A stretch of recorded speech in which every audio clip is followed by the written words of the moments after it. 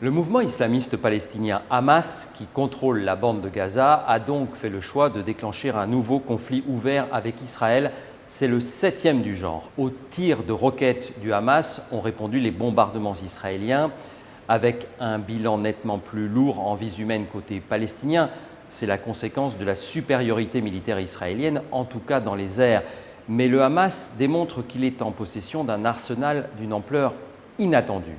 En justifiant ses hostilités par réaction à l'intervention israélienne sur l'esplanade des mosquées, le Hamas déclenche un conflit dont il sait qu'il ne pourra pas le gagner. Mais il a deux objectifs: nuire directement à Israël, son ennemi juré, et affirmer son leadership sur la cause palestinienne.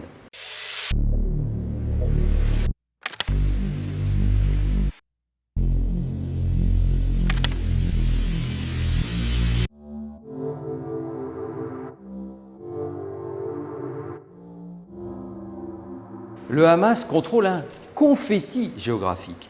La bande de Gaza, au sud-ouest d'Israël, est un territoire tout petit, très étroit, 6 à 12 km de largeur, 41 km de long, 360 km², c'est 3 fois plus que Paris intramuros seulement.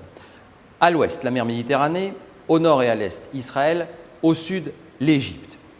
Et un territoire quasiment coupé du reste du monde, en tout cas coupé de l'autre territoire palestinien, la Cisjordanie. Il n'y a que 3 points d'entrée pour aller à Gaza: Eretz, côté israélien au nord, et au sud, Kerem Shalom, toujours avec Israël, et Rafah, avec l'Égypte. Et puis Gaza est surpeuplé, 2 millions d'habitants.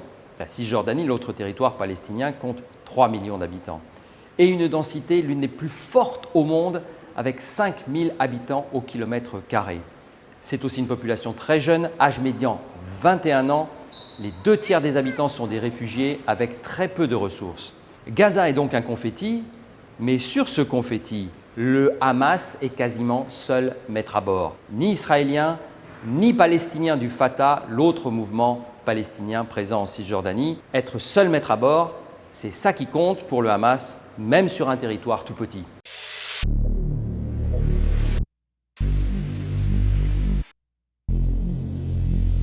L'histoire du Hamas est indissociable de Gaza. Hamas, c'est un acronyme pour Harakat al-Muqawama al-Islamiyya, traduction mouvement de résistance islamique.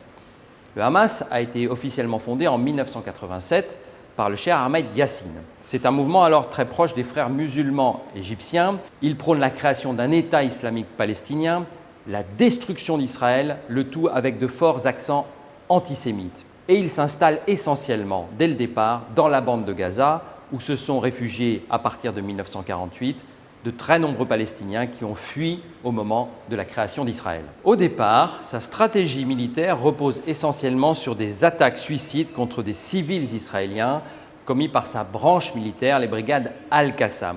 Dans le même temps, sur le plan politique, le Hamas s'oppose aux accords israélo-palestiniens d'Oslo en 1993. À partir des années 2000, changement de stratégie. Sur le plan militaire, le Hamas se met à tirer des roquettes depuis la bande de Gaza vers les villes israéliennes. Et sur le plan politique, il profite de la seconde intifada, toujours au début des années 2000, pour se structurer politiquement. En 2006, séisme politique. Le Hamas remporte les élections législatives palestiniennes avec 56% des voix. Il s'ensuit une forte tension avec le Fatah, l'autre organisation palestinienne, puis bientôt une guerre civile intra-palestinienne. Le Fatah finit par quitter totalement la bande de Gaza, désormais sous contrôle du Hamas. Il s'ensuit une série de conflits armés entre le Hamas et Israël. 2008, 2009, 2012, 2014 surtout. En 2014, il y a finalement un cessez-le-feu avec Israël. Israël estime avoir détruit la capacité militaire du Hamas, mais la bande de Gaza reste sous le contrôle du mouvement islamiste palestinien. 7 ans plus tard, l'histoire se répète donc, mais entre-temps, le Hamas a non seulement reconstitué sa capacité militaire, il l'a en fait accrue, avec plus de roquettes et des roquettes à plus longue portée, pouvant viser la totalité du territoire d'Israël. Cette fois-ci, en l'espace de 10 jours, le Hamas a tiré quasiment autant de roquettes qu'en 45 jours en 2014. Et en face, Israël a constitué ce qu'on appelle le dôme de fer, un système antimissile extrêmement sophistiqué.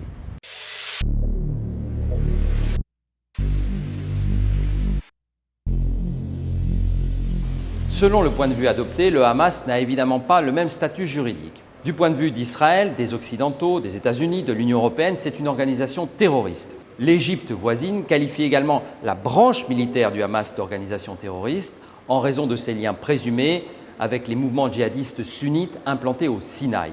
A l'inverse, le Hamas se voit, lui, comme le plus légitime des mouvements palestiniens, une légitimité encore accrue depuis les élections de 2006. Il considère que la libération de la Palestine est un devoir religieux, soutenu en cela par plusieurs pays musulmans, notamment le Qatar et plus récemment l'Iran. Bien que ce soit une puissance chiite et non sunnite, l'Iran soutient militairement le Hamas, forme ses spécialistes en balistique, lui fournit de très nombreuses roquettes au nom de la lutte contre l'ennemi commun, Israël. Ces armes transitent le plus souvent par des tunnels de contrebande dans la zone sud, près de Rafah. Sur le plan intérieur maintenant, le Hamas gère la bande de Gaza de façon très autoritaire. Arrestations arbitraires, exécutions sommaires, atteintes multiples aux droits de l'homme, atteintes à la liberté de la presse, etc. Il est aussi souvent accusé d'utiliser des enfants comme boucliers humains pour se protéger contre les bombardements israéliens. Mais de son point de vue, tout cela se justifie au nom de la lutte sacrée contre Israël.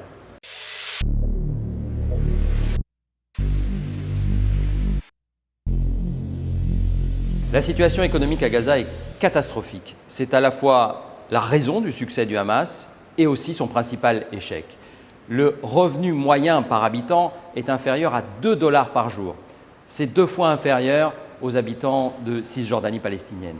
Le chômage atteint près de 50%, l'électricité est souvent coupée, l'accès à l'eau potable est limité et la pandémie de Covid n'arrange rien. Le seul vrai filet de sécurité, c'est la présence des agences humanitaires de l'ONU. Gaza manque de ressources propres. La principale, c'est la pêche, mais Israël restreint régulièrement l'accès à la zone de pêche située entre 10 000 et 20 000 des côtes, qui est la zone la plus poissonneuse.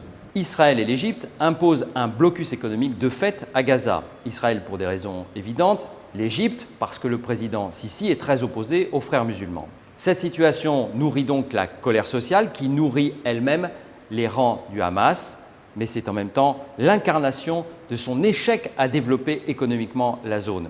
Résultat, la survie économique de Gaza dépend en grande partie des trafics informels dans la zone de Rafah et surtout de l'aide financière massive du Qatar, des centaines de millions d'euros chaque année, parce que le Qatar, lui, est directement lié aux frères musulmans.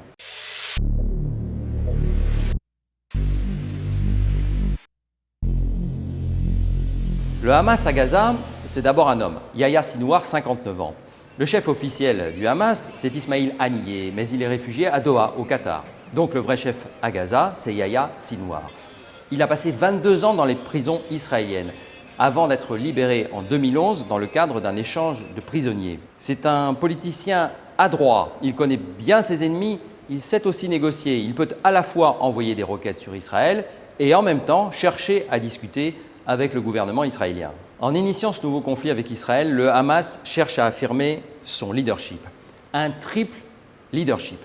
D'abord, un leadership moral sur la cause palestinienne, a fortiori au moment où les élections ont été à nouveau reportées et où le chef de l'autorité palestinienne en Cisjordanie, Mahmoud Abbas, est usé et vieillissant. Ensuite, un leadership religieux. Le Hamas se pose en défenseur de l'esplanade des mosquées à Jérusalem. Et enfin, troisièmement, un leadership politique sur la bande de Gaza, où le Hamas est aussi concurrencé par d'autres mouvements, notamment le djihad islamique qui compte 1 millier de combattants. Le Hamas, lui, en compte plutôt 40 000. Il est difficile de savoir ce que pense vraiment la population de Gaza au sujet du Hamas, compte tenu de l'autoritarisme de sa gouvernance. Mais en 2019, le mécontentement social s'était clairement exprimé à Gaza avec d'importantes manifestations. En même temps, il faut mesurer que le Hamas a su développer tout un réseau social et éducatif auprès de la population dans la tradition des frères musulmans. En résumé, le Hamas, en affrontant une nouvelle fois Israël, déclenche une guerre asymétrique qui finit par se neutraliser avec essentiellement des victimes civiles. Mais surtout, il fait un calcul politique, s'affirmer comme l'incarnation, le porte-parole principal de la cause palestinienne.